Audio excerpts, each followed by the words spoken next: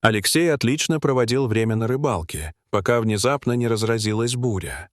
Произошло нечто невероятное, и вскоре он оказался на пустынном острове.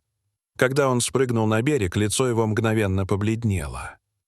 Алексей только собирался снова заняться рыбалкой, как заметил, что воздух, еще недавно теплый и приятный, резко стал холодным. Он почувствовал, что надвигается мощный шторм.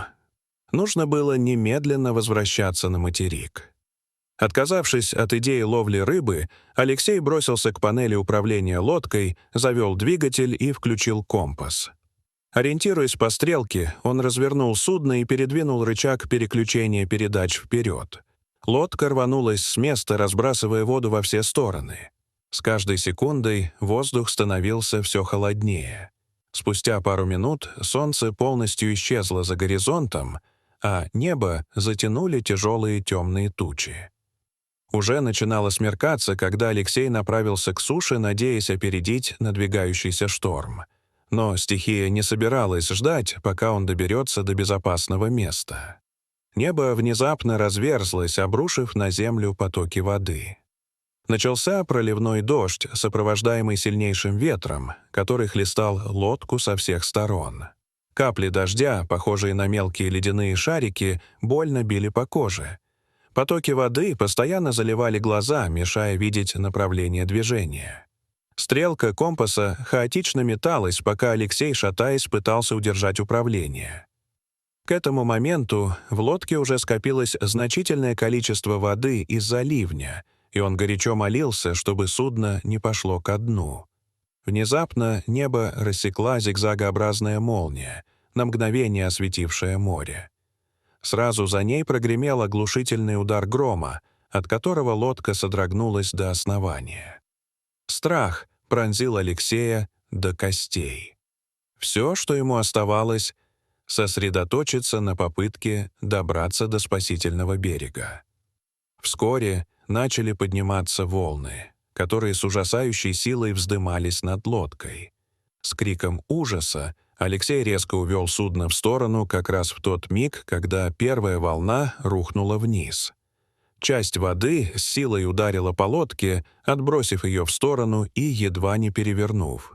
Тем не менее, ему удалось удержаться, и судно выровнялось. Спустя несколько секунд появилась еще одна волна, гораздо больше и страшнее предыдущей. Она надвигалась прямо на него, и Алексей не успел увернуться, когда это чудовищное образование воды обрушилось на лодку. Волна была настолько массивной, что у него не было ни единого шанса устоять. Его сорвало с места, с силой ударив спиной о стойку, после чего выбросило за борт. Вода оказалась ледяной и обожгла тело. Он с ужасом наблюдал, как лодка перевернулась и почти сразу начала тонуть. В голове гулко стучало. Вероятно, он ударился о какую-то часть судна, когда его выбросило за борт. Несмотря на это, он изо всех сил пытался не терять сознание и бороться до последнего. Когда ему удалось выбраться из воды, все тело нестерпимо болело. Ноги дрожали от изнеможения, и он рухнул на колени, тяжело дыша. И все же Алексей был благодарен судьбе за то, что остался жив после столь мучительного испытания. Пытаясь восстановить дыхание, он услышал какой-то шорох совсем рядом.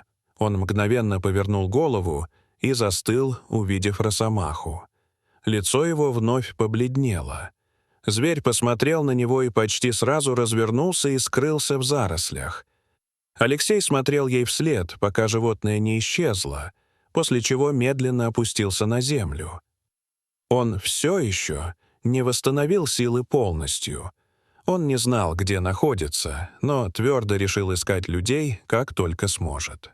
Вскоре он поднялся и начал бродить по местности, надеясь найти хоть кого-нибудь, кто смог бы помочь. Все, что ему было нужно, — это телефон, чтобы позвонить своей помощнице Виктории и попросить забрать его. Однако спустя несколько минут пришло страшное осознание. На острове не было ни одного дома. По сути, он был здесь совершенно один. Ему еще не встретилась ни одна живая душа, и не было ни малейших признаков того, что здесь кто-то живет. На деревьях росли спелые плоды, многие валялись на земле и сгнили, потому что их некому было есть. Не было никаких следов, кроме его собственных. Это был необитаемый остров. Лицо Алексея снова побледнело, когда до него окончательно дошло. Без лодки он даже не представлял, с чего начать путь домой. За долгие годы работы рыбаком и предпринимателем он никогда не думал, что окажется в подобной ситуации. Никто из его предков не проходил через такие испытания. Алексей происходил из старинной семьи рыбаков и когда-то мечтал продолжить семейное дело. Но, повзрослев, он решил идти в ногу со временем. Тем не менее, в тот день он снова решил отправиться на рыбалку, купил все необходимое и вышел в море. К сожалению, из-за спонтанности поездки он не проверил прогноз погоды. Он так давно не бывал в море, что упустил важные детали и дорого за это заплатил. Он оказался бессилен перед яростью волн. Единственной причиной, по которой он выжил, стало бревно, за которое он сумел ухватиться, и теперь он был пленником необитаемого острова, не имея ни малейшего представления, как вернуться домой. Он горько сожалел о своем решении взять выходной. Если бы он пошел на работу как обычно, то сейчас уже возвращался бы домой. Но он встряхнул головой, отказываясь жалеть себя. Он обязательно найдет выход. Это был лишь вопрос времени. Он продолжал бродить по острову, стараясь найти хоть что-нибудь полезное. Когда голод дал о себе знать, он начал срывать плоды с деревьев и ел их досыта. Животное было быстрым и исчезло в лесу, но Алексей продолжал идти. Он ел фрукты на ходу, высматривая росомаху, и замечал, что деревьев становится все больше. Он понял, что, собрав ветки, смог бы развести костер, но у него не было ни инструмента, ни огня. Он был полностью беспомощен, застряв в одиночестве. Единственным занятием, которое хоть как-то отвлекало его, были поиски росомахи. Когда он углубился в лес, случилось нечто ужасающее. Земля внезапно ушла у него из-под ног. Почва провалилась, и его окружила непроглядная тьма. Мир Алексея исчез, когда он рухнул в нечто напоминающее подземную пещеру.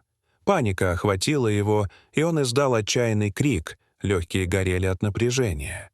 Пытаясь выбраться, он начал карабкаться наверх, впиваясь голыми пальцами в рыхлую землю с отчаянной яростью. Каждое движение казалось вечностью. Пальцы сводило судорогой, они кровоточили, пока он разгребал грязь. С каждым мучительным сантиметром усталость усиливалась, но он не сдавался, ведомый единственным желанием — выбраться. Наконец, спустя то, что казалось вечностью, он увидел слабый луч света. Собрав остатки сил, он подтянулся и выбрался наружу, вытаскивая израненное тело из ямы. Когда Алексей, задыхаясь и покрытый грязью, оказался на поверхности, он встретился взглядом с росомахой. Она металась взад и вперед, глаза ее были дикими и встревоженными. Вдруг она рухнула на землю, перекатилась на бок и издала пронзительный писк. Ее тело напряглось, лапы судорожно зарывались в почву. С ужасом Алексей понял, что росомаха беременна, и у нее начались схватки. Движения становились все более резкими, крики усиливались. Вскоре начались роды, и спустя 20 минут появился первый детеныш. Она тщательно вылизала его и вновь начала ходить, подарив жизнь второму спустя еще 30 минут. Алексей молча наблюдал за этим чудом, не в силах пошевелиться. Он с трудом верил в происходящее. Сначала шторм, затем остров, провал под землю, а теперь роды дикого зверя. Это напоминало кошмарный сон, но, ущипнув себя, он понял, что все реально. Спустя еще 20 минут появился третий детеныш, но он был мертв. Мать обнюхала его, затем сосредоточилась на двух живых, облизывая их и настороженно поглядывая на Алексея. Он видел, что она истощена, голодна и хочет пить. Он бросился за рыбой, понимая, что ей нужно восстановить силы. Вернувшись, он увидел, что росомаха сначала оскалилась, но была слишком слаба для агрессии. Он терпеливо ждал, пока она, наконец, не приняла рыбу и жадно не съела ее. Наблюдая за этим, Алексей задавался вопросом, как она выжила на острове, чем питалась и сможет ли выкормить детенышей. Он понял, что теперь ответственность лежит не только за него, но и за этих существ. «Я вернусь, обещаю», — тихо сказал он, и росомаха посмотрела так, будто поняла. Он продолжил путь и вскоре наткнулся на лодку с признаками недавнего обслуживания. Поднявшись на борт, он понял, что это его шанс. Там же он обнаружил упаковку воды в бутылках, словно оставленную специально для него. Он выпил одну за другой, чувствуя, как вода оживляет его. Третью бутылку он взял для росомахи, налил воду в миску и осторожно оставил рядом.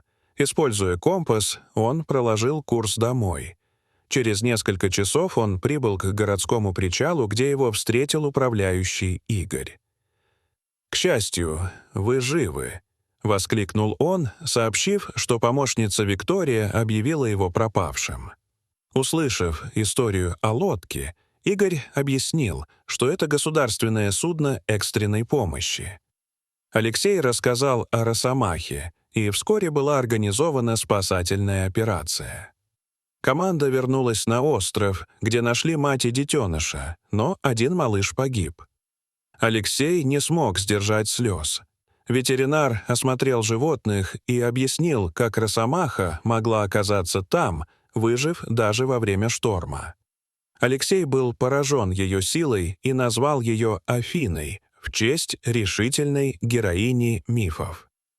Когда солнце клонилось к закату, животных осторожно подготовили к транспортировке.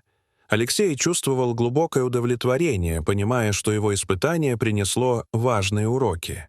Он знал, что отныне никогда не выйдет в море, не проверив прогноз погоды. Дорогие зрители, что вы думаете об этой истории?